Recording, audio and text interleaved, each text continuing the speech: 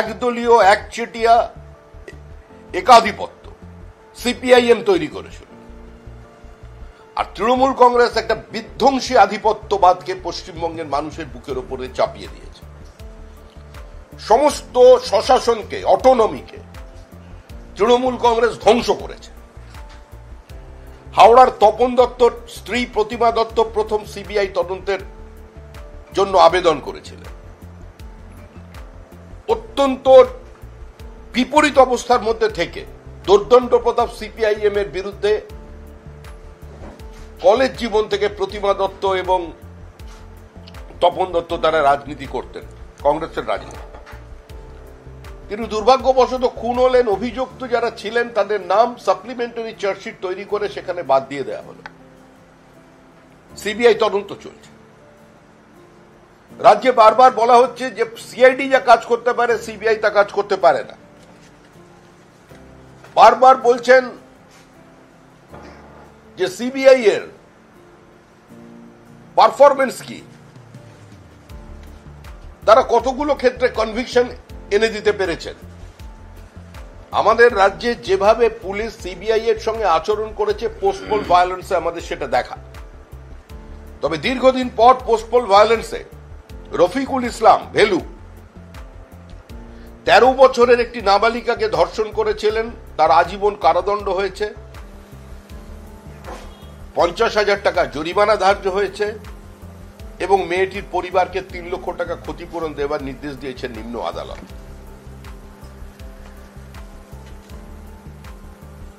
একজন বিধায়কের বিরুদ্ধে খুন এবং খুনের প্ররোচনা দেবার কারণে সিবিআই তার চার্জশিট পেশ করেছে। 2021 সালে নির্বাচনী ফলাফল বেরোনোর পর থেকে কিছু তৃণমূলের ফেন্স সিটার যারা পরিবর্তন হলে হয়তো আমাদের দিকে চলে আসতেন, তারা নিজেদের আরো বেশি তৃণমূলী প্রমাণ করবার জন্য বর্তমান তৃণমূলের সঙ্গে পাল্লা দিয়ে কে কতগুলো বাড়িতে আগুন লাগাতে পারে, কে কতগুলো ধর্ষণ করতে পারে, কে কতগুলো খুন করতে পারে সেটা চেষ্টা করেছে। 27 দিনে 56 জন বিজেপি কর্মী খুন। 27 জন মহিলা বিজেপি কর্মী প্রকাশ্যে দাঁড়িয়ে বলছেন যে তারা গণধর্ষিতা হয়েছে। এই পরিস্থিতি তৃণমূল কংগ্রেস তৈরি করেছে। এরপরে যেটা এখন পশ্চিমবঙ্গের সামনে সমূহ বিপদ সেটা হচ্ছে র্যাডিক্যালাইজেশন। কিছু ধর্মান্ধ মানুষ যারা 1946 সালে minority has a right to self ডিটারমিনেশনের দাবি তুলে পাকিস্তানের দাবি মানতে হবে তবেই ভারত স্বাধীন হবে বলে এই কলকাতা জুড়ে দাঙ্গা করেছিল, ধর্ষণ করেছিল, বলপূর্বক বিবাহ করেছিল, যারা জীবন্ত পুড়িয়ে মারতে গিয়েছিল প্রবাদ প্রতিম চিত্রশিল্পী ছবি বিশ্বাসকে মাত্র 1-1.5 মিনিটের কারণে গোপাল মুখার্জিদের উপস্থিতিতে তিনি প্রাণে রক্ষা পান। অসংখ্য প্রতিভাবান মানুষকে যারা খুন করেছিল কলকাতার রাস্তায়, আজকে সেই পরিস্থিতি তৃণমূল কংগ্রেস ফিরিয়ে এনেছে। ধর্মীয় বিভাজন সুস্থ স্বাভাবিক কোন রাজনৈতিক দল চায় না, কোন সমাজ চায় না। কিন্তু যেভাবে পশ্চিমবঙ্গে একটা অদ্ভুত র্যাডিক্যালাইজেশন গত 6-7 বছরে তৈরি করা হয়েছে এবং কলকাতার অনতি দূরে দাঁড়িয়ে মাত্র এয়ারপোর্ট থেকে 12 কিলোমিটার 14 কিলোমিটার দূরে সভা হচ্ছে, সেখানে বলা হচ্ছে যে এই নদী, এই সমস্ত জমি, সমস্ত সম্পত্তি, ওই তাজমহল, ওই কুতুব মিনার, ওই সমস্ত কিছু আমাদের ছিল। মোগলদের থেকে ইংরেজ নিয়েছে, হিন্দুদের হাতে ফিরিয়ে চলে দিয়েছে। প্রকাশ্যে ভারত বিরোধী বক্তব্য চলেছে। এটা আজকের পরিস্থিতি নয়, এই পরিস্থিতি তিলে তিলে তৈরি করা হলো পশ্চিমবঙ্গে।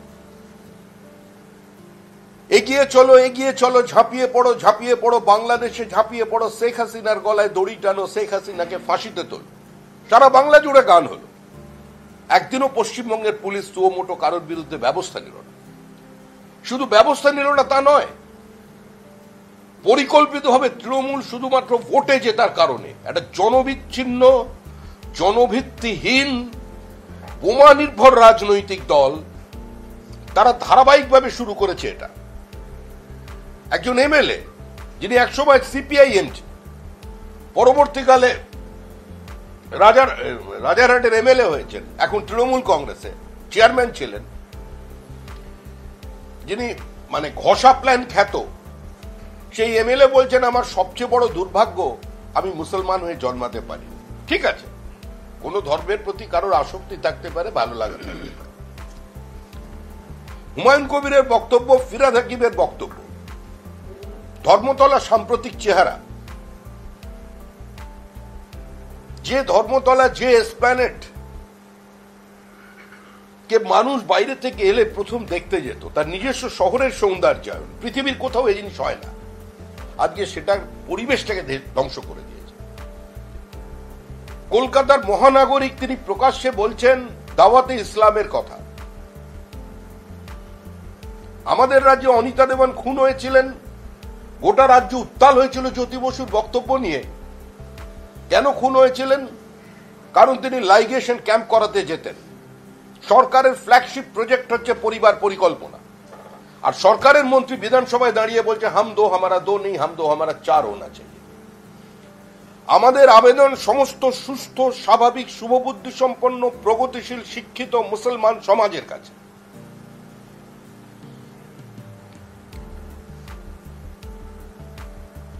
আপনারা বোঝান যে আপনারা চান বা না চান আগামী 20 বছরের মধ্যে কেন্দ্রের সরকারের কোনো পরিবর্তন হবে না, আমাদের সঙ্গে সংসার করতে হবে। এটা কোনো থ্রেট নয়, এটা কোনো চাপিয়ে দেওয়া নয়, এটা কোনো একাধিপত্যবাদ নয়। ভারতবর্ষের রাজনৈতিক সমীকরণটা আজকে এই জায়গায় পৌঁছে গেছে, ইলেকট্রাল পলিটিক্স সেই জায়গায় এসেছে। পশ্চিমবঙ্গে কিছু মানুষ মনে করছেন, তৃণমূল কংগ্রেস মনে করে, বা তারা সংখ্যালঘুদের বোঝাচ্ছেন যে শুধুমাত্র তাদের ভোটেই তৃণমূল কংগ্রেস ক্ষমতায় আসতে পারে। তাহলে একবার তাকিয়ে দেখুন, আমি আবার বলছি, কোন বিভাজনের রাজনীতিতে বিজেপি বিশ্বাস করে না। একবার আসামের ডেমোগ্রাফির দিকে, আমাদের পার্শ্ববর্তী রাজ্য, আজকে সেখানের উন্নয়ন দেখুন, আজকে ত্রিপুরার উন্নয়ন দেখুন, আর আসামের ডেমোগ্রাফি দেখুন। তারপরেও বিজেপি কিন্তু ক্ষমতায় এসেছে। আজকে পশ্চিমবঙ্গে গত 3 বছরে যত খুন হয়েছে তার মধ্যে 90% বেশি হচ্ছে সংখ্যালঘু। মরছে মুসলমান, মারছে মুসলমান, এই পরিস্থিতি তৈরি করে দিয়েছে তৃণমূল কংগ্রেস। যত কর্মী খুন হচ্ছে তৃণমূল কংগ্রেসের প্রত্যেকের পরিবারের দাবি হচ্ছে আমরা সিবিআই তদন্ত চাই। আর প্রত্যেক ক্ষেত্রেই অভিযোগের তীর হচ্ছে শাসক দলের দিকে, কেউ বিজেপির দিকে আঙুল তোলেনি। রাজ্যে যত সংখ্যালঘু মারা গেছে, আজকে কোন সংখ্যালঘু পরিবার এখনো পর্যন্ত বলেনি যে খুন হয়েছে বিজেপির কর্মীর দ্বারা, কোন বিজেপি একে আক্রমণ করেছে। হরিয়ানার ফলাফল বেরিয়েছে, রাজস্থানের ফলাফল বেরিয়েছে, মধ্যপ্রদেশের নির্বাচন দেখেছে সাম্প্রতিক মানুষ, উত্তরপ্রদেশের নির্বাচন দেখলো, দিল্লির নির্বাচন দেখলো। নির্বাচনী সাফল্যের জন্য রাস্তায় বেরিয়ে কোন মুসলমানের বাড়িতে সকেট বোমা ছোড়া হয়নি, কোনো বাচ্চা মেয়েকে খুন করা হয়নি। আজকে এই অবস্থা থেকে বাংলাকে মুক্তি দিতে হবে। প্রায় 2500 মতো কোম্পানি 3 বছরের মধ্যে, গত 3 বছরে তাদের হেডকোয়ার্টার কলকাতা থেকে সরিয়ে নিয়ে চলে গেছে। মুখ্যমন্ত্রী পাশে বিজিবিএস এর মঞ্চে যারা দাঁড়িয়ে বলছেন যে এত ভালো শিল্প সম্ভাবনা অতীতে কোনোদিন তৈরি হয়নি, তাদের ব্যালেন্স শিট দেখুন, 9 বছরের ব্যালেন্স শিট দেখুন যে তারা কোথায় বিনিয়োগ করেছেন। এ রাজ্যে যে শিল্পপতি ব্র্যান্ড বুদ্ধ শব্দটি নিয়ে এসেছিলেন, বুদ্ধদেব ভট্টাচার্যকে সম্বোধন করেছিলেন, আজকে বিগত 10 বছরে তার বিনিয়োগ কোথায় গেছে সেটা দেখুন। আজকে সারা ভারতবর্ষে বাঙালির পরিচয় কি? আমাদের পরিচয় কি শুধুমাত্র এই বিভাজনের রাজনীতি? আমাদের পরিচয় কি বাংলাদেশে যা হচ্ছে সেটাকে পশ্চিমবঙ্গে টেনে আনার রাজনীতি? জাতের নামে বজ্জাতি কি রাজনীতি? আমরা কোথায় নিজেদের নিয়ে গিয়ে দাঁড় করিয়েছি? আমরা মূলতই একটা উপভোক্তা স্টেট হয়ে গেছি। আমাদের প্রোডাক্টিভিটি কার্যত নীল হয়ে গেছে। আপনি জুট মিল দেখুন, চা বাগান দেখুন, আন্তর্জাতিক বাজারে তাদের কম্পিটিশন দেখুন, আমরা কোথায়।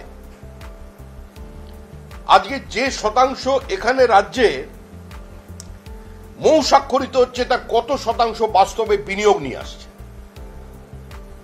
পশ্চিমবঙ্গের যে কাজের দৃশ্যমানতা দেখা যাচ্ছে, যে কোম্পানির বলছেন এখানে বিনিয়োগ আসছে, সেগুলো কেন্দ্রীয় সরকারের রুটিন ইনভেস্টমেন্ট, তার বাইরে এই রাজ্য সরকারের কাছে কিছু নেই। এই সরকার শিল্পের উপযুক্ত পরিবেশ তৈরি করতে পারেনি। এই সরকার সিঙ্গুর উত্তর কাল থেকে কোনো শিক্ষা নিতে পারেনি। এই সরকার কোন জমির অধিগ্রহণ নীতি, সুস্পষ্ট জমি নীতি নিয়ে আসতে পারেনি।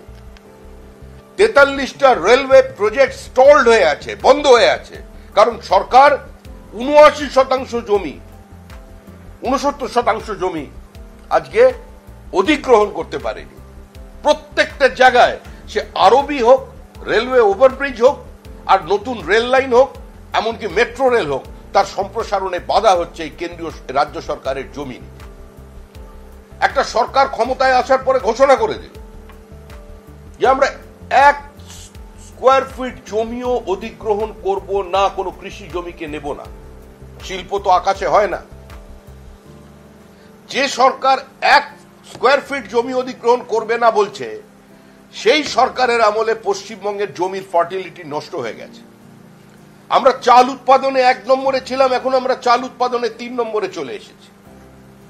Rice bowl of India Bardhaman, সেই বর্ধমানে আজকে একর প্রতি আমাদের ধান উৎপাদনের কমে গেছে। আজকে জমি তার ফার্টিলিটি হারাচ্ছে, তার প্রোডাক্টিভিটি হারাচ্ছে। তার কারণ হচ্ছে কোন সরকার? এই সরকারের নীতির কারণে আলু চাষিরা আত্মহত্যা করেছে। এই সরকার আলু যাওয়া বাইরে বন্ধ করে দিয়েছে। এই সরকারের আমলে এখনো পর্যন্ত NH-34, যেটা আমাদের মেরুদণ্ড পশ্চিমবঙ্গের, একটা স্পাইন, উত্তর পূর্ব ভারতের সঙ্গে সংযোগের, আজকে সেটা সম্পূর্ণ করা গেল না। এই সরকারের কারণে বহু ফ্রেট করিডোরকে সম্পূর্ণ করা যাচ্ছে না, কারণ সরকারের জমি নীতি, জমি অধিগ্রহণ করতে এই সরকার নারাজ। উত্তর 24 পরগনায় 100 square kilometre, we are sitting on the hot oil bed, একদম তেলের উপরে আমরা ভাসছি। উত্তর 24 পরগনার, গোটা উত্তর 24 পরগনার অর্থনীতিকে বদলে দিতে পারে। 19টা চিঠি লেখা হয়েছিল ONGC, oil India limited and directorate of petroleum এবং ভারত সরকারের পক্ষ থেকে 19টা চিঠি লেখা এবং একাধিকবার রাজ্যসভা লোকসভায় প্রশ্ন তোলার পরে অবশেষে এই বাজেটে এই সরকার ঘোষণা করেছে যারা জমি অধিগ্রহণ করবে। ময়েল মিনারেল ওরের যে কোম্পানি, মানে ম্যাঙ্গানিজের যে ম্যাঙ্গানিজোর, ভারত সরকার এন্টারপ্রাইজ, তারা এখনো পর্যন্ত 3 বার রাজ্য সরকারকে চিঠি লিখল যে বাঁকুড়া, পুরুলিয়া এবং পশ্চিম মেদিনীপুরে বিপুল সংখ্যক ম্যাঙ্গানিজ ওরের সন্ধান পাওয়া গেছে। জিএসসি তাদের রিপোর্ট সাবমিট করেছে, কিন্তু কেন্দ্রীয় সরকার এবং রাজ্য সরকারের সঙ্গে যৌথ উদ্যোগে সেটা প্রজেক্টটাকে এগিয়ে নিয়ে যাওয়া দরকার। এই সরকার সেটাকে বাস্তবায়িত করেনি। এই সরকার শুধুমাত্র এ রাজ্যের শিল্পায়নকে ধ্বংস করেছে। অর্গানাইজড সেক্টরে চাকরি কমছে, সারা বিশ্ব জুড়ে কমছে। It's a global phenomenon. আমরা বিচ্ছিন্ন হয়ে বেঁচে থাকতে পারি না। আমাদের প্রতিযোগিতায় থাকতে হবে, আমাদের দরজা জানলা খোলা রাখতে হবে। স্বনির্ভরতায় চাকরি, কর্মসংস্থানে চাকরি বাড়ছে। স্টার্ট আপে নতুন নতুন মানুষ ভারতবর্ষের বিভিন্ন জায়গায় তারা ইনোভেটিভ কাজকর্ম করছেন।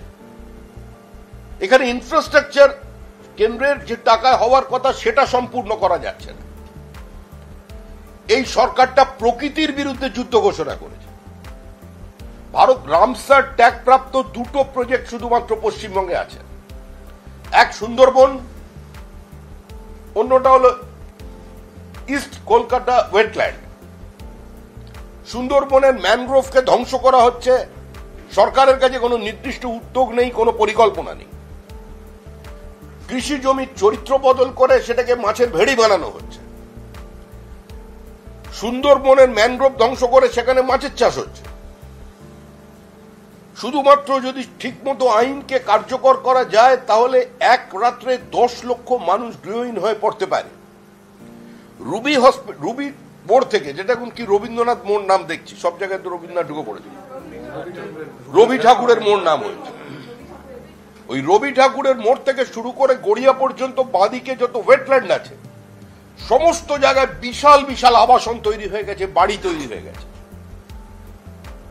এই সরকার উত্তরবঙ্গের ডুয়ার্সে নদীর বোল্ডার তুলেছে, সামনে খালি কাঠ আছে, জঙ্গল সামনে থেকে দেখা যাচ্ছে, ভিতর ফাঁকা। দুষ্প্রাপ্য অর্কিড, আজকে সেগুলো পর্যন্ত সেখান থেকে চুরি হচ্ছে। এরা সরাসরি যে দুর্নীতি শুরু করেছে সেই দুর্নীতি কার্যত সুদূর প্রসারী, তা থেকে তাদের পরিবাররাও মুক্ত হতে পারবে না। একটা সরকার যদি প্রকাশ্যে ঘোষণা করে যে বুথে লিড দিলে ধরে নিতে হবে তার জনভিত্তি আছে এবং তার জনসমর্থন আছে, সে কোনো দোষ করেনি, অন্যায় করেনি, তাহলে সেই সরকারটা তার যা পরিণতি হওয়ার কথা আজকে সেদিকেই চলেছে। আজকে গোটা পশ্চিমবঙ্গের মানুষ 2019 সালে একটা বাইনারি সেট করে দিয়েছিলেন যে তৃণমূলকে হারাতে পারে বিজেপি।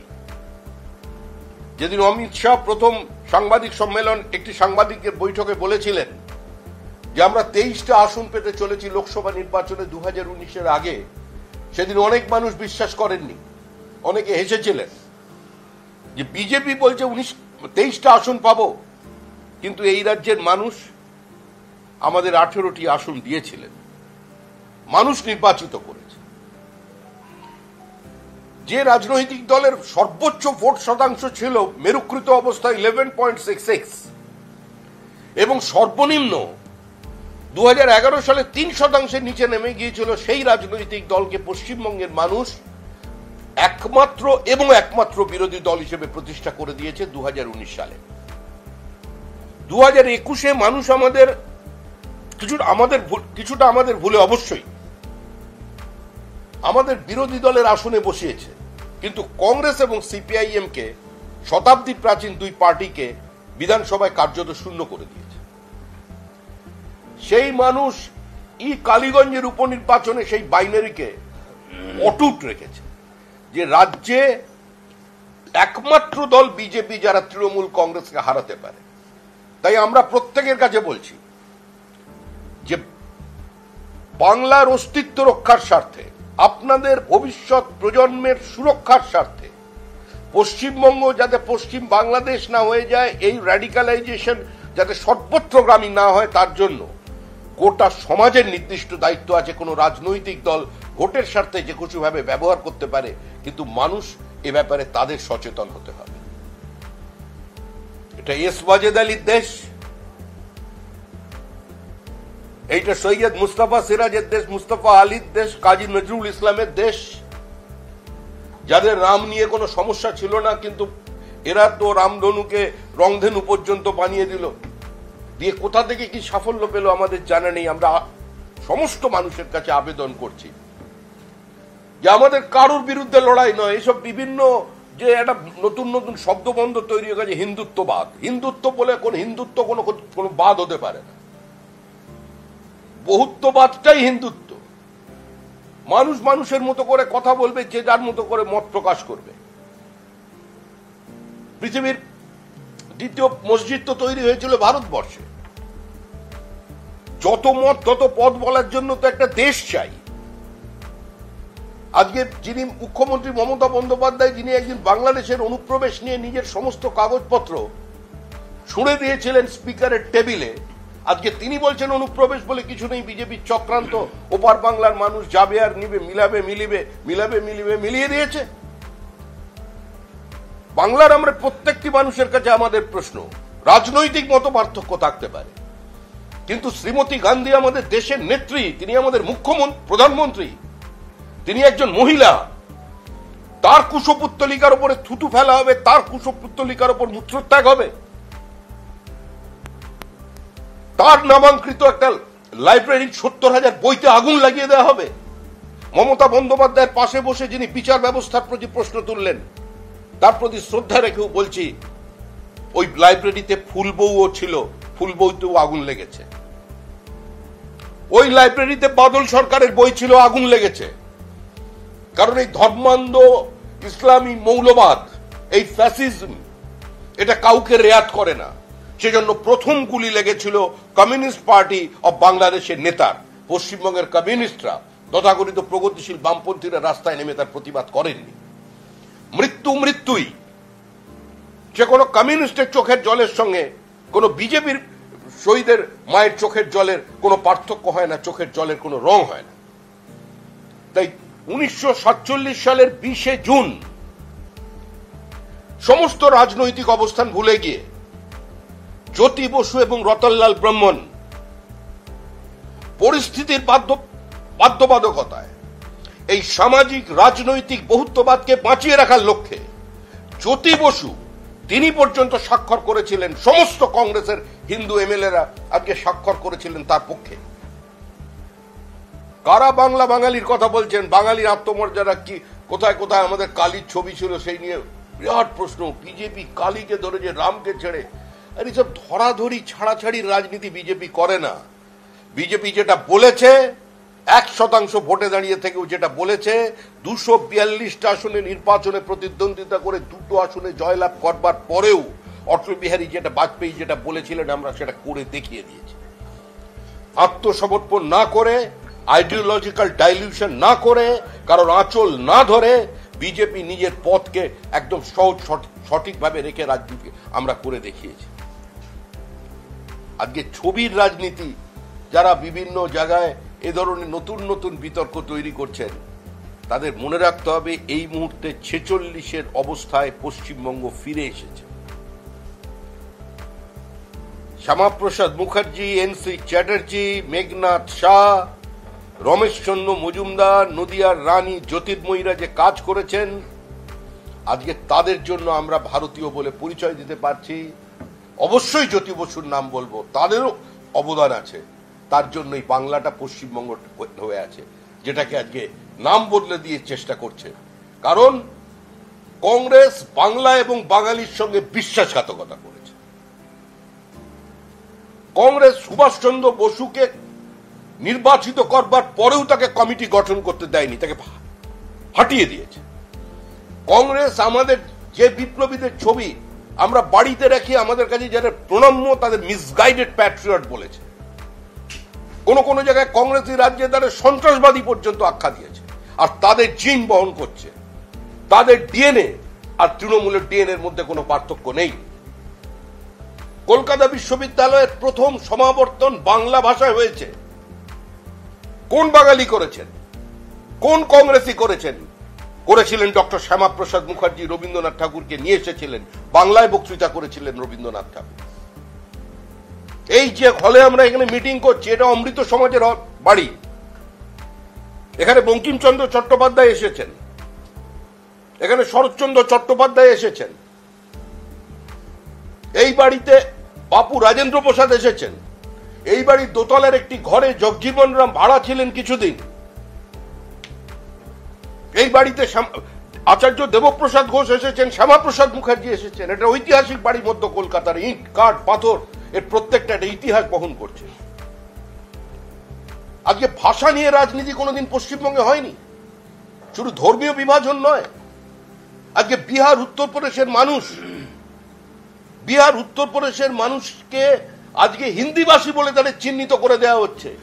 এটা বাংলার সংস্কৃতি নয়, বাঙালির সংস্কৃতি নয়। কলকাতার জয়সওয়াল সমাজ যদি গোপাল মুখার্জির সামনে বা গোপাল মুখার্জির সহচরীদের সামনে, বেঙ্গল ভলেন্টিয়ারদের সামনে নিজেদের সারা জীবনের সমস্ত পুঁজি উন্মুক্ত করে দিয়েছিল, সমস্ত লোহা খুলে দিয়েছিল তরোয়াল তৈরি করবার জন্য, হিন্দু বাঙালিদের রক্ষা করবার জন্য।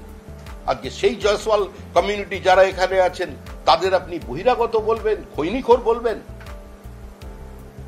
আজকে যে রাজস্থানের বাসিন্দারা এখানে এসে শিল্প স্থাপন করেছে একের পর এক, আপনি তারা বহিরাগত বলবেন? তারা কর্মসংস্থান তৈরি করেনি। উত্তরপ্রদেশের বিহারের মানুষ পশ্চিমবঙ্গের শিল্পায়নে তাদের কোনো যোগদান নেই। ধ্বংস করা হয়েছে রাজনীতিকে। ট্রেড এন্ড ইন্ডাস্ট্রিতে আমাদের কন্ট্রিবিউশন সারা দেশে ব্রিটিশ চলে যাবার সময় বাংলা ছিল 27%, আজকে 8%-এ দাঁড়িয়েছে। সোনার বাংলা কেন নাম হয়েছিল? আমাদের রাজ্য থেকে নদীপথে মানে জলপথে ইউরোপের বাজারে এক কলসি যদি রেশম যেত, সেই পরিমাণ সোনা এখান থেকে নিয়ে এসো, সেই জন্য নাম হয়েছিল সোনার বাংলা। ব্রিটিশ আসার আগে 40% আমাদের কন্ট্রিবিউশন ছিল। শুধু একটা মুর্শিদাবাদ ডিস্ট্রিক্ট সেই 40%-এর মধ্যে 30% নিয়ে আসতো। আজকে সেই বাংলাকে ধ্বংস করা হয়েছে দিনের পর দিন ভ্রান্ত রাজনীতি। বিজেপি এই পশ্চিমবঙ্গে আগামী দিনে যে সরকার তৈরি করতে চলেছে, তৃণমূল কংগ্রেস যাচ্ছে, পৃথিবীর কোন শক্তি আটকাতে পারবে না। যে সরকার তৈরি করতে চলেছে আমরা অপেক্ষা করতে বলছি শিল্পপতিদের। যার একটা বছর অপেক্ষা করুন, দয়া করে এখান থেকে পুঁজি আর সরিয়ে নিয়ে যাবেন না। বাংলায় আমরা উপযুক্ত শিল্পের পরিবেশ তৈরি করব, রেড ট্যাপিজম থেকে মুক্ত করব, এক্সটর্শন, টাকা তোলা, বিভিন্ন জায়গায় গেলে বিভিন্ন উইন্ডোতে হাত ঢোকানো যে রাস্তা, সেটা আমরা বন্ধ করে দেব। আজকে রাজ্য থেকে মেধা অন্য রাজ্যে চলে যাচ্ছে, 2 মাসের বেশি সময় হয়ে গেল, রাজ্যে কোনো নেই। জয়েন্ট এন্ট্রান্সের কমাস হলো, জয়েন্ট এন্ট্রান্সের রেজাল্ট বেরোচ্ছে না। আমরা এখনো সম্পূর্ণ পাইনি একটা তালিকা ল কলেজে। 97টা ল কলেজের মধ্যে 97টা কলেজের মধ্যে 44টা কলেজের গভর্নিং বডিতে যারা আছে প্রেসিডেন্ট, তারা হচ্ছে তৃণমূল কংগ্রেসের। সকলে নির্বাচিত জনপ্রতিনিধি নন, একাডেমিশিয়ান নন। এক একজন, অশোক দে 5টা কলেজ, বিবেক গুপ্তা এ দেখছি 5টা কলেজ, শশী পাঁজা অবশ্যই উচ্চশিক্ষিতা ডাক্তার মহিলা, উনি হলে খুব একটা আপত্তি নেই, ইনিও 5টা কলেজে ঢুকে পড়েছেন। চন্দ্রিমা ভট্টাচার্য উনি 3টে। কম্পিটিশন চলছে। সুদীপ ব্যানার্জি শারীরিক অসুস্থতার কারণে হয়তো 2টো পেয়েছেন, কিন্তু এরা পেয়েছেন, এরা প্রত্যেকের একটা ঠিকঠাক আছে। Soumen Belghoria secretary state TMC, কতজন সেক্রেটারি আছে আমার জানা নেই, ইনি 2টো college. Trinankur Bhattacharya TMC student wing, তিনিও একটা কলেজের সভাপতি। তবে যাই হোক, ছাত্রকে সভাপতি করেছেন, ভালো ছাত্র নেতা। Rani Sarkar TMC leader and former MLA from Bangaon, উনিও একটা কলেজে ঢুকে গেছেন, সব গভর্নিং বডিতে। Swapan Shah ex TMC chairman Malbazar, তিনিও প্রেসিডেন্ট। মালা রায় ইনি ছাত্র রাজনীতি করেছেন, এর সম্পর্কে আমি কোনো কথা বললাম না, কলকাতা কর্পোরেশনে আছেন। Shanta Chhetri district president ex MP TMC আছেন। মঞ্জু বাসু এক্স এমএলএ নোয়াপাড়া 2টো। শঙ্কর দত্ত গোবরডাঙ্গা এও চেয়ারম্যান। গুরুপদ টুডু এ জেডপি টিএমসি মানে জেলা পরিষদ, উনিও কলেজ দেখছেন, প্রত্যেকেই শিক্ষাব্রতী আর কি। বিজন সরকার ইনিও প্রেসিডেন্ট। দীর্ঘদিন ছাত্র রাজনীতি করা মদন মিত্র প্রেসিডেন্ট হলো না, এটা একটু আমার আশ্চর্য লাগছে। মদনদা থাকলে ভালো হতো। আর উনি কালারফুল বয়, দিদিই বলেছেন। এবং মদন মিত্রকে ধন্যবাদ যে তিনি প্রকৃত অবস্থাটা কি আছে শিক্ষাঙ্গনে সেটা তিনি তুলে ধরেছেন। তিনি প্রথম দিনই বলেছেন মেয়েটি কেন গেছিল। যে সরকার পশ্চিমবঙ্গে চলছে তার অধিকাংশ নেতাই হচ্ছে ছাত্র নেতা। আপনি যে কজন মন্ত্রীর নাম বলবেন, ক্যাবিনেট মন্ত্রীর নাম বলবেন, সবাই অতীতের ছাত্র পরিষদের নেতা ছিলেন, কলেজের নেতা বা ছোট নেতা ছিলেন, নেতার সহকারী ছিলেন। আর তাদের আমলে হাইকোর্টের নির্দেশে কলেজের কমন রুমকে আজকে সিল করে দেওয়া হচ্ছে, কারণ সংসদে নির্বাচন নেই। যিনি নির্বাচনকে পরিচ্ছন্ন করবার স্লোগান দিয়ে ক্ষমতায় এসেছিলেন, তিনি এসে নির্বাচন বন্ধ করে দিয়েছেন। কারণ নির্বাচনটা তৃণমূলের কাছে কম্পালশন, কোনো চয়েস নয়। এই পরিস্থিতিতে এখান থেকে যে ব্রেনের এক্সোডাস হচ্ছে, এটাকে বন্ধ করতে হবে। সামান্য আর্থিক স্বাচ্ছল্য থাকলেই উচ্চ মাধ্যমিকের পরে অন্য স্টেটে পাঠিয়ে দেওয়া হচ্ছে। বাঙালি এখন পরিচিত হয়ে গেছে মজদুর হিসেবে। গ্র্যাজুয়েট ইঞ্জিনিয়ার 18,000 টাকা মাইনে চাকরি করছে সেক্টর 5-এ। শিক্ষিত বাঙালি হলে আইটি মজদুর, আর যদি মূর্খ মানে অল্প শিক্ষিত বাঙালি হয় তাহলে সে রাজমিস্ত্রি। এইটা হচ্ছে বাঙালি, সারা ভারতবর্ষব্যাপী বাঙালির পরিচয়। এর থেকে আমাদের বেরিয়ে আসতে হবে। রাজ্যে শিল্পায়ন চাই, শিল্পে সুস্থ প্রতিযোগিতা চাই, শিল্পের পরিবেশ চাই এবং কর্মসংস্থানের নতুন সুযোগ বৃদ্ধি চাই। এই নিয়ে আমরা মানুষের কাছে যাচ্ছি এবং এই সরকার দীর্ঘদিন থাকবে না। আমি একটি কথা বলে শেষ করব, যে যারা no vote to BJP slogan দিয়েছিলেন তারা হয় মুখোশের আড়ালে নয় মুখোমুখি লড়াই করুন। আগে পোস্টার লাগাতেন, মুখোশের আড়ালে নয় মুখোমুখি। মুখোমুখি দাঁড়ান, মমতা বন্দ্যোপাধ্যায়ের সঙ্গে পথে নেমে হাঁটুন বিজেপির বিরুদ্ধে। আর তাদের যারা অনুগামী আছে তাদের বলছি, ভোট কেটে চতুর্থবারের জন্য তৃণমূল কংগ্রেসকে আনবেন না, তাহলে পশ্চিমবঙ্গ আর পশ্চিমবঙ্গ থাকবে না। বাংলা বাঁচতে চায়, বাংলা পরিত্রাণ চায়, বাংলা মুক্তি চায়, বাংলা বিনিয়োগ চায়, বাংলা কর্মসংস্থানের সুযোগ তৈরি হচ্ছে এটা দেখতে চায় এবং বাংলা আইনের শাসন প্রতিষ্ঠা করতে চায়। তাই সরাসরি আগামী দিনে কিছুদিনের জন্য রং ভুলে এই সরকারটাকে আগে বিসর্জন দিয়ে দিন। তো বিসর্জন অনিবার্য এবং দিঘাতেই হবে। স্বাধীন তাম্রলিপ্ত সরকার ওখানে তৈরি হয়েছিল, সেজন্য জগন্নাথ দেব ওটাকেই বেছে নিয়েছেন। ওনাকে সাক্ষী রেখেই হবে বঙ্গোপসাগরে। আপনারা নিশ্চিন্ত থাকতে পারেন, আমার এই সরকারটাকে থেকে এই রাজ্যকে মুক্ত করবার জন্য, একটা প্রজন্মকে বাঁচানোর জন্য আশা করি রাজনীতি সচেতন পশ্চিমবঙ্গের মানুষ, রাজনৈতিক কর্মী, রাজনৈতিক দলের সমর্থক, তারা ঐক্যবদ্ধভাবে জরুরি অবস্থায় যে দৃশ্য দেখা গিয়েছিল তার পুনরাবৃত্তি হতে চলেছে 2026-এ। 2026-এর নির্বাচন তৃণমূলের বিসর্জন।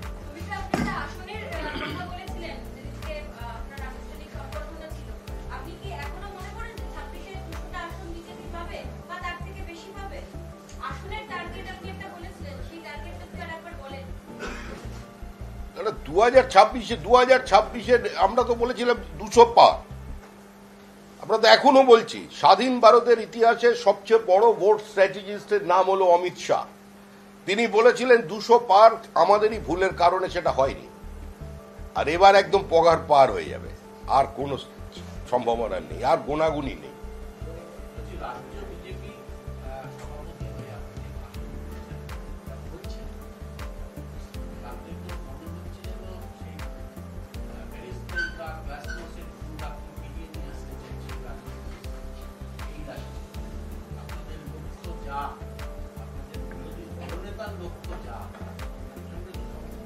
আমাদের বিরোধী দলনেতা দলের সঙ্গে সম্পূর্ণ সম্পৃক্ত এবং আমি যা বলছি সেটার সঙ্গে বিরোধী দলনেতার বক্তব্যের কোথাও কোনো ফারাক নেই।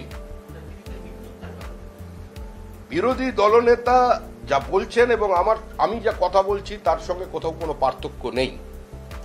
বিরোধী দলনেতা একটা কথা স্পষ্ট করে বলেছেন যে যেখানে বিরোধী দলনেতা তো শুধু পার্টির দায়িত্বে নেই, তিনি পার্টির বাইরেও তার একটা নির্দিষ্ট বৃত্ত আছে, ওটা একটা সাংবিধানিক পদ।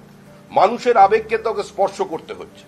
যেভাবে অত্যাচারিত হচ্ছে দিকে দিকে হিন্দুরা বিভিন্ন জায়গায়, এবং যেভাবে বিরোধী দলনেতা পৌঁছানোর সঙ্গে সঙ্গে যে ভাষায়, যে কায়দায় তাকে ওখানে সম্বোধন করা হচ্ছে এবং স্বাগত জানানো হচ্ছে, তার থেকে বিরোধী দলনেতা বলছেন যদি পশ্চিমবঙ্গের হিন্দুরা ঐক্যবদ্ধভাবে ভোট দেন তাহলে এই সরকারের পরিবর্তন হবে। আমরা বলছি আমাদের যে লক্ষ্য সেটা হলো কোনো ধর্মীয় কনসলিডেশন নয়। মানুষ তৈরি করে নিয়েছে, মানুষ মুর্শিদাবাদের পর বাংলাদেশের সাম্প্রতিক ঘটনা প্রবাহের পর মানুষ তৈরি করে দিয়েছে যেটা পশ্চিম বাংলাদেশ বানাতে দেব না। বিরোধী দলনেতা বলছেন তোমরা যদি ভোট না দাও তাহলে বিজেপি ক্ষমতায় আসবে। আমিও একই কথা বলছি, আপনারা এর মধ্যে কোনো ফারাক করার চেষ্টা করবেন না। তবে আপনারা যেভাবে উগ্র হিন্দুত্ববাদ এসব শব্দ ব্যবহার করেন, হিন্দুত্ব কোনো বাদ নয় এবং এটা বিজেপির পথ নয়, এটা সাংবাদিকদের পথ। বিজেপির পথ কোনটা? ভারতবর্ষে বসবাসকারী সবাই হিন্দু তো না, ভারতবর্ষে বসবাসকারী সবাই হিন্দু। হিন্দু ভাই ভাই মানে কি? এখানে যারা মুসলমান আছেন তারাও তো হিন্দুর পথ। আপনি বলছেন না, আপনি তো ওইটা আপনি গ্লাসনোস্ট পেরেস্ট্রোইকা যুগ যারা ফিরিয়েছিল তাদের নিজস্ব দর্শনের মধ্যেই দ্বন্দ্ব ছিল। তাদের নিজস্ব দর্শনের মধ্যেই একটা অসারতা ছিল। সেজন্য গর্বাচপের প্রয়োজন হয়েছিল, আবার গর্বাচপকে টপকে ইউলেক্সিনের প্রয়োজন হয়েছিল। পৃথিবীর মানুষ আরেকটা স্টালিন চায় না, আরেকটা পলপট চায় না, আরেকটা ইদি আমিন চায় না, আরেকটা মুসোলিনি চায় না।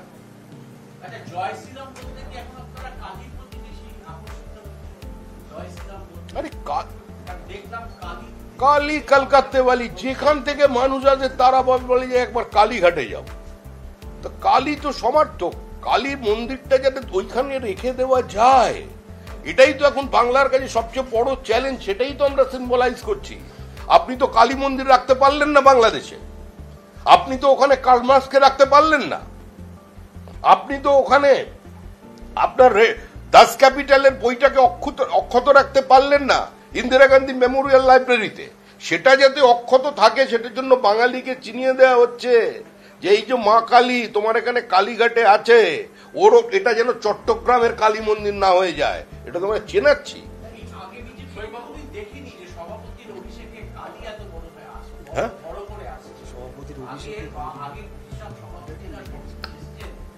অভিষেক রাজনৈতিক দলের সভাপতির অভিষেক হয় না, রাজনৈতিক কর্মীকে একটা নির্দিষ্ট দায়িত্ব দেয়া হয়।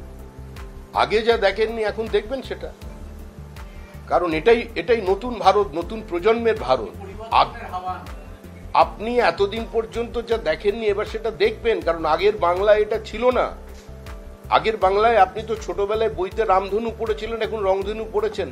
আপনি কোনোদিন শুনেছেন বিধানসভার প্রাঙ্গণের মধ্যে দাঁড়িয়ে একজন মন্ত্রী বলছেন হাম দো হামারা দো নেই, হাম দো হামারা চার হোনা চাইয়ে? আপনি আগে কোনোদিন শুনেছেন? তো সেটার তো কাউন্টার হবেই।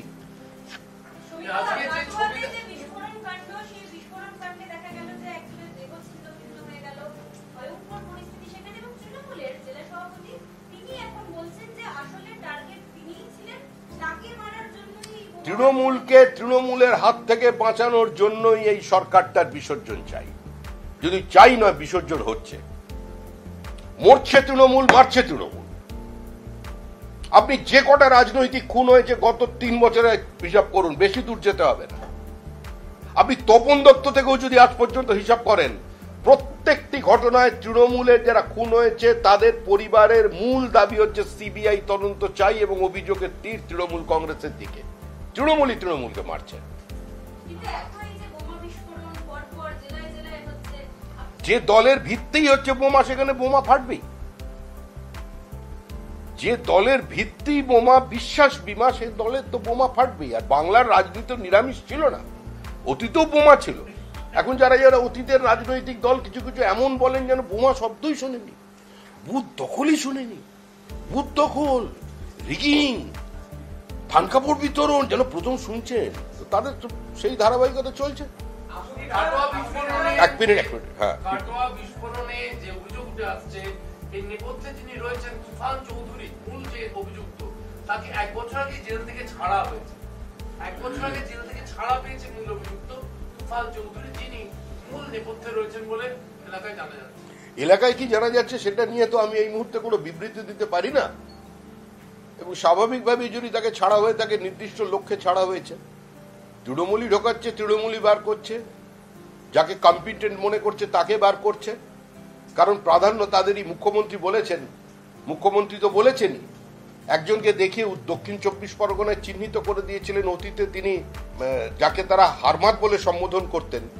মুখ্যমন্ত্রী বলেছিলেন তোরা তো বোমা বাঁধিস, তুই তো বোমা বাঁধিস, তোরা মারামারি করিস খালি। পরবর্তীকালে তাকেই রাজ্যের এমএলএ বানিয়েছেন।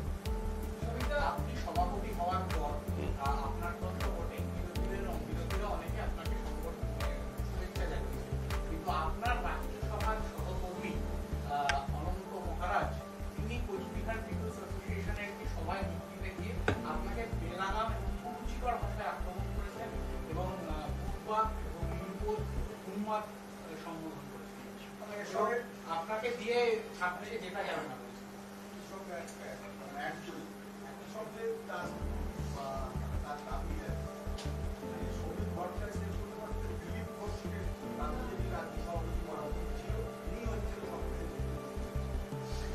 এ দিয়ে যা বলার আবার ঊর্ধ্বতন কর্তৃপক্ষ বলবেন। উনি পণ্ডিত মানুষ, শিক্ষিত মানুষ, আর মহারাজ স্থানীয় মানুষ, নির্দিষ্ট সম্প্রদায়ের প্রতি একটা ওনার প্রতি আস্থা আছে। উনি মোটামুটি একজন অবতার হিসেবে ওখানকার মানুষজন দেখেন এবং উনিও নিজেকে ভাবেন।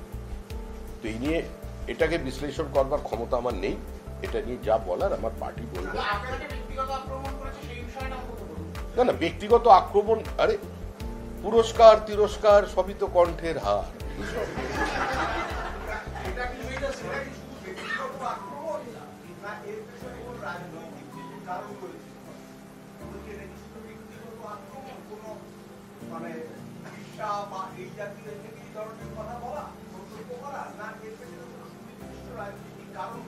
টেলিস্কোপ থেকে কলকাতার নেতারা বা বাইরে কল্যাণ নিয়ে দিল্লির নেতারা তো এখন বুঝতে পারবেন না, ওটা আমাদের এখান থেকে বোঝা সম্ভব না।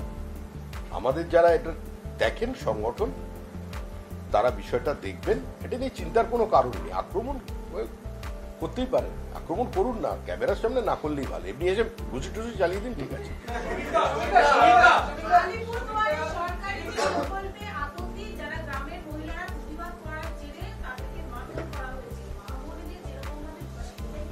সরকারি প্রকল্পে যদি সরকারি প্রকল্পে আপত্তি করে প্রতিবাদ কেন করতে গেছে? প্রতিবাদ করতে গেলে মার খেতে হবে, এটা মা বোনের কোনো প্রশ্ন নেই। এই সরকার কোনো প্রতিবাদকে গ্রহণ করবে না, কোনো সমালোচনাকে স্বীকার করবে না। এটা ফ্যাসিস্ট সরকার। কাটোয়ায় বোমার নেপথ্যে দেখা যাচ্ছে বালি সিন্ডিকেট। এই যে কাটোয়ায় বোমা বিস্ফোরণের নেপথ্যে তৃণমূল আশ্রিত দুই গোষ্ঠী, এবং দুই গোষ্ঠীর মধ্যে বালি খাদানগুলি কারা সেখানে দায়িত্ব নেবে, তার উপরই এই বোমাবাজি চলেছে সারা রাত, এমনটা অভিযোগ উঠে আসছে। না না, আপনি কি আশা করেন? আপনি কি মনে করেন যে তৃণমূলের এই বোমাবাজি সেই মানে লেনিন ট্রটস্কির দ্বন্দ্ব, নাকি সুভাষ বোস আর গান্ধীর দ্বন্দ্ব, নরমপন্থী চরমপন্থীদের বিভাজন? এর মধ্যে তো কোনো মতাদর্শগত কোনো বিষয় নয়। যেটা আছে সেটা টাকা, যেটা টাকা আছে সেটা 25-75, যেটা টাকা আছে সবাইকে দিয়ে খাওয়া, সেখান থেকে বিচ্ছুটি, তাই বোমা, তাই মৃত্যু। আজকে চাকরিহারা শিক্ষকদের একাংশ রাজ্য বিজেপির সল্টলেক ক্যাম্পাসে আপনার সঙ্গে দেখা করতে গিয়েছিলেন। তারা আপনাকে নবনির্বাচিত সভাপতি হওয়ার পর শুভেচ্ছা জানিয়েছেন এবং তাদের বক্তব্য অনুযায়ী তারা বেশ কিছু প্রস্তাব রেখেছেন। আপনার সঙ্গে কথা হয়েছে, একটু যদি আলোকপাত করেন। তারা তাদের সুবিধা অসুবিধার কথা জানিয়েছেন। এই মুহূর্তে আইনগতভাবে তারা কোন অবস্থায় আছেন সেটা জানিয়েছেন, এবং তাদের সঙ্গে আমি কি কথা হয়েছে সেটা আমি এই মুহূর্তে আপনাদের জানাতে পারছি না, আমি দুঃখিত। আমরা সর্বতভাবে এই চাকরিহারাদের পাশে আছি। যাদের মেধা প্রতারিত হয়েছে তাদের সুবিচার পাইয়ে দিতে, তাদের চাকরিতে পুনর্বহাল করতে, ওয়েমার শিটের যে মিরাজ আছে সেটাকে প্রকাশ্যে আনবার জন্য যত লড়াই করা সম্ভব করেছেন। আমাদের বিরোধী দলনেতাও তাদের সঙ্গে অতীতে দেখা করেছেন, বিরোধী দলনেতার সঙ্গেও তারা দেখা করেছেন। আমাদের প্রাক্তন রাজ্য সভাপতি, বর্তমানে কেন্দ্রীয় মন্ত্রী সুকান্ত মজুমদার, তিনিও বিষয়টির মধ্যে ছিলেন। ফলে দল তাদের সঙ্গে আছে। কিন্তু আমরা আবার বলছি, যারা এই আন্দোলন করছেন সেই আন্দোলনকে কোনো রাজনৈতিক রঙে রাঙিয়ে দেওয়ার কোনো ইচ্ছা আমাদের নেই।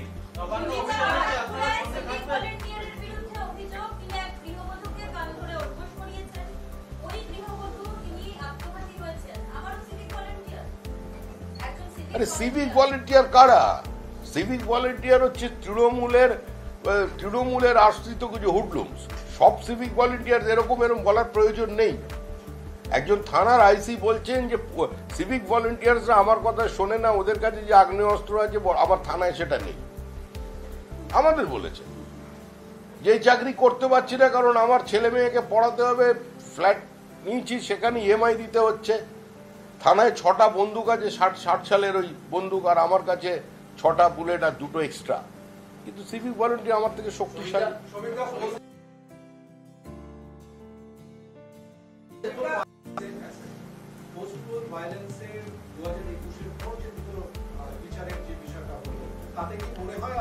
সাহস করে বেরোতে পারছিল না নয়, তারা রাজনৈতিক কর্মী, তারা ঠিক জানে কখন বেরোতে হবে। পরিস্থিতি তৈরি হবে,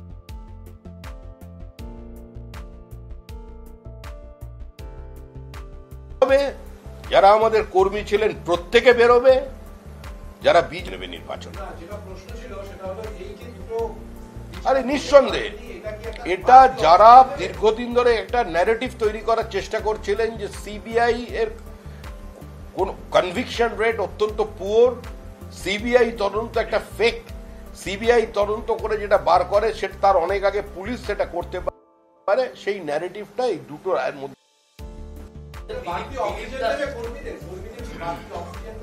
হ্যাঁ, সবাই কর্মী আনন্দিত এই ঘটনায়। বাড়তি অক্সিজেন শরীরে নিতে পারেন না না, আর প্রকৃতিতেও খুব একটা বেশি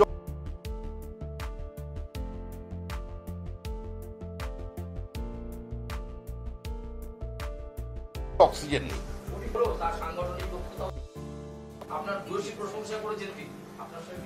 কথা হয়নি এটা আপনি ভাবলেন কি করে? না, কথা হয়নি এটা আপনি ভাবলেন কি? দিলীপ ঘোষ কোথায় গেছে যে ফিরে আসবে? কোথায় গেছে ফিরে আসবে? আরে দিলীপ ঘোষকে নিয়ে আপনার এতটা উদ্বিগ্ন না হওয়ার, চিন্তিত হওয়ার কোনো কারণ নেই। দিলীপ ঘোষ ছিলেন, দিলীপ ঘোষ আছেন এবং দিলীপ ঘোষ থাকবেন। দিলীপ ঘোষের বিষয়ে যা সিদ্ধান্ত নেবার দল সিদ্ধান্ত নেবে। দিলীপ ঘোষকে যেখানে কাজে লাগানোর কথা সেখানে দিলীপ ঘোষ যাবেন। দিলীপ ঘোষ অন্য কোথাও যাবেন না, যেতে পারবেন না। যায় তো যায় কাহা।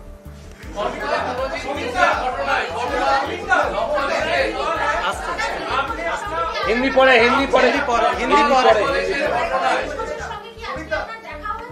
কোথায় বই থাকলে বলবো কেন? হ্যাঁ, সব হয়েছে।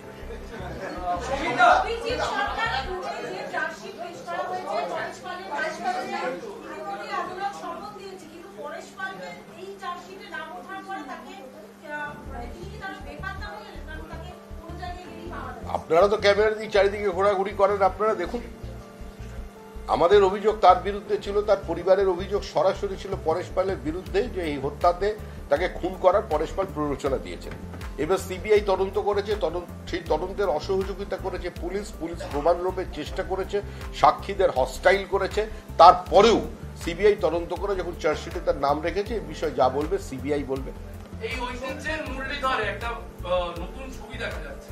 আপনার পিছনে যে ব্যাকড্রপ রয়েছে, সেই ব্যাকড্রপে দেখা যাচ্ছিল প্রধানমন্ত্রী, জাতীয় কেন্দ্রীয় সভাপতি, রাজ্য সভাপতি, বিরোধী দলনেতার ছবি। আজ হঠাৎ দেখা গেল চারিদিকে শুধু প্রতীক প্রতীক প্রতীক, মুখ সরিয়ে প্রতীকে ভরসা রেখে দল এগোতে চাইছে। নেতার থেকে দল বড়, দলের চেয়ে দেশ বড়, এটাই বিজেপির স্লোগান, আর ব্যাকড্রপটা তারই প্রতিফলন। বাইরের বিরোধী দলনেতার ছবি উঠাও, বাইরের গেটে বিরোধী দলনেতার ছবি উঠাও, একদিকে বাইরে বিরোধী দলনেতার ছবি উধাও, এটা আমি বিশ্বাস করি না।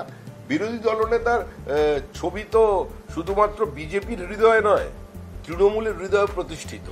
কারণ তৃণমূল সকাল থেকে রাত্রি পর্যন্ত বিরোধী দলনেতাকে স্মরণ করে। রাত্রিবেলা মাঝরাত্রে ঘুম ভেঙে গেলে একবার উঠে পড়ে আবার জল খেয়ে নেয়, আবার দুটো শুভেন্দু করে ঘুমিয়ে পড়ে, আবার সকাল থেকে শুভেন্দু বাজানো চালু হয়ে যায়।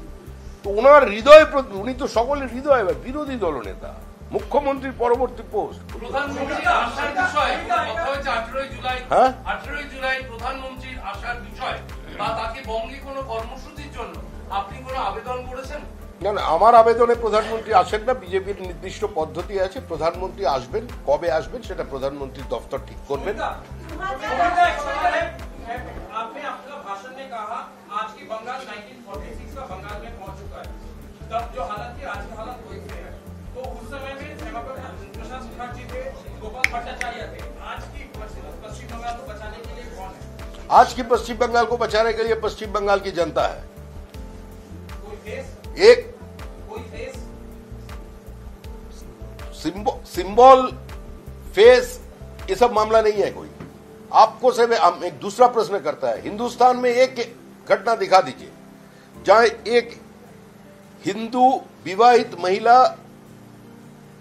बीएसएफ जवान का सामने खड़े होकर बोल रही है, जब हम हमारा सीने पे गोली मार दीजिए, हमको छल्ली कर दीजिए सीना, हम आपकी हाथ से मरना पसंद करेंगे, किसी का हाथ से हमारा शरीर को गंदा होने नहीं देंगे।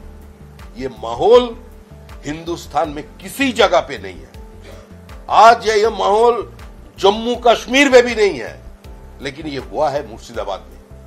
इससे बचना है तो लोग अभी मूक नहीं ढूंढ रहे हैं, लोग अपने बांचना चाहते हैं।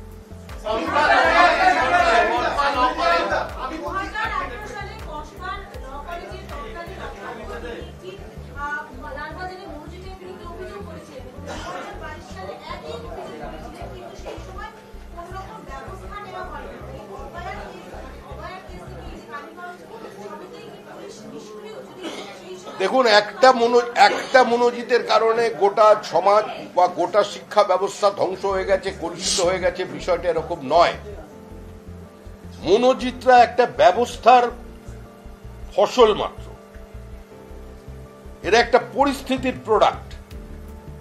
একটা রাজনৈতিক দল যদি সম্পূর্ণভাবে অটোনমিকে ধ্বংস করে দেয়, একটা রাজনৈতিক দল যদি প্রকাশ্যে তাদের দর্শন ঘোষণা করে জো জিতা ও সিকান্দার, একটা রাজনৈতিক দল যদি সমস্ত সংসদের নির্বাচন বন্ধ করে সেখানের বাইরের দুষ্কৃতীদের কাউন্সিলর কিংবা এমএলএ কে ইজারা দিয়ে দেয় কলেজের টাকা তোলা তার নেতৃত্বে কোনো এক দুষ্কৃতীকে, তাহলে তার পরিণতি এটাই হবে।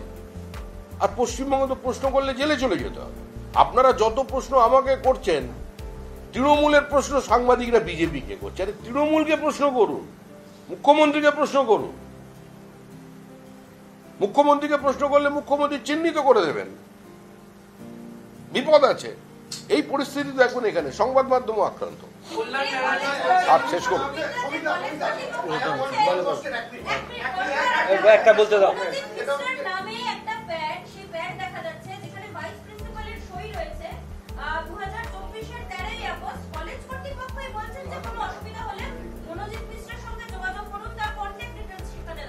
স্বাভাবিক আছে, এটা এর মধ্যে তো অন্যায় কি আছে? মনোজিৎ মিত্র ওখানকার অবিসম্মানিত নেতা। মনোজিৎ মিত্রের উপরে দলের আশীর্বাদ, মিশ্র দলের আশীর্বাদ আছে। মনোজিতের কে ওখানে গভর্নিং বডি তাদের ডিসক্রিশনারি পাওয়ার অ্যাপ্লাই করে দেখে অস্থায়ী কর্মী হিসেবে নিযুক্ত করেছে, তো বার্তা দিয়ে দিয়েছে। তো সেখানের যিনি আধিকারিক আছেন তিনি তো বলবেই ওর সঙ্গে যোগাযোগ করতে। এটা তো স্বাভাবিক আছে, এটাই তো হচ্ছে। এটা তো কোনো বিচ্ছিন্ন ঘটনা নয়। মনোজিতের ঘটনা কোনো বিচ্ছিন্ন ঘটনা নয়। মনোজিৎ একটা কুকর্ম করেছে সেটা আপনি বলতে পারেন, কিন্তু চারিদিকে সিস্টেমটাকে এটা বানিয়ে দিয়েছে তৃণমূল।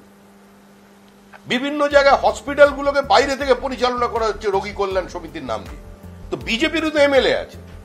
বিজেপির যারা এমএলএ আছে সেই বিজেপির এমএলএদের জুরিসডিকশনের মধ্যে যে হসপিটালগুলো আছে সেখানে রোগী কল্যাণ সমিতিতে কোথায় বিজেপির প্রতিনিধি আছে?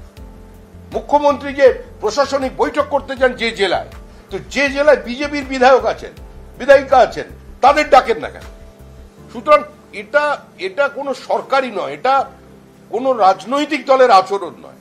তৃণমূল কংগ্রেস গত 14 বছরে অক্লান্ত পরিশ্রম করে পশ্চিমবঙ্গ রাজ্য সরকার তৈরি করতে পারেনি। তারা যেটা পেরেছে সেটা হচ্ছে তৃণমূল সরকার।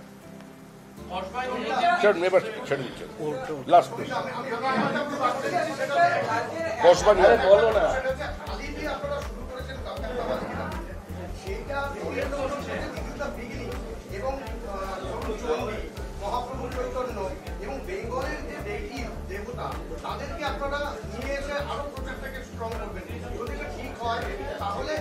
আপনি দলের কার থেকে শুনেছেন আমার এটা জানা নেই, কিন্তু শ্রী চৈতন্যদেব বাংলার, শ্রী চৈতন্যদেবকে আপনি অস্বীকার করতে পারেন? রামকৃষ্ণদেব বাংলার, বিবেকানন্দের উৎপত্তি স্থল। আপনি বিবেকানন্দের কথাগুলো নেবেন, রামকৃষ্ণকে গ্রহণ করবেন, আর মা ভবতারিণীর ছবিকে দূরে সরিয়ে রাখবেন। আপনি ফলটাকে আম বলছেন কিন্তু গাছটাকে আম গাছ বলে মেনে নিতে পারছেন না। সেটা কি হয়? দেখতে থাকুন, মানুষ করবে।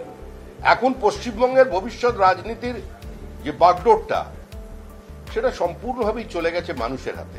এই নির্বাচন মানুষের নির্বাচন, এই নির্বাচন বাংলাকে বাঁচানোর নির্বাচন। বাংলা বাঁচতে চায়, সেজন্যই তৃণমূল কংগ্রেসের বিসর্জন চায়, অবশ্যই জগন্নাথ দেবের উপস্থিতি।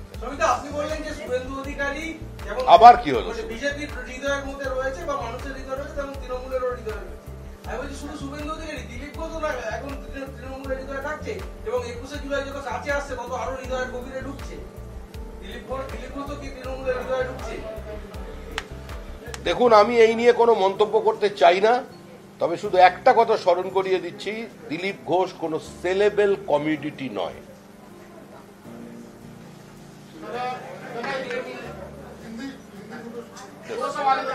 बस खत्म करिए। दादा हुआ ही नहीं हिंदी का सवाल।